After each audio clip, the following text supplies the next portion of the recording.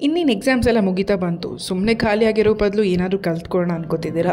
ಇಲ್ಲ house wife ಆಗಿರೋ ಬದಲು ಏನಾದರೂ ಬಿಸ್ನೆಸ್ ಕಲ್ತ್ಕೊಂಡು ಸ್ಟಾರ್ಟ್ ಮಾಡೋಣ, ಓನಾಗಿ ಏನಾದರೂ ಸ್ಟಾರ್ಟ್ ಮಾಡೋಣ ಅನ್ಕೋತಾ ಇದ್ದೀರಾ?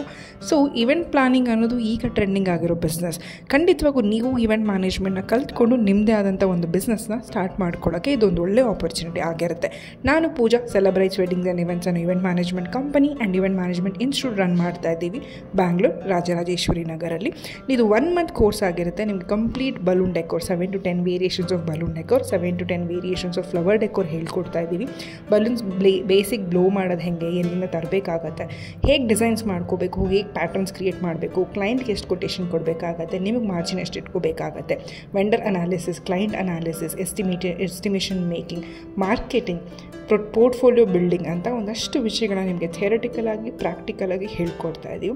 And India's first event management certificate government ಕಡೆಯಿಂದ ಕೊಡ್ತಾ ಇದ್ದೀವಿ, which will add a lot of value to you once you want to start your career.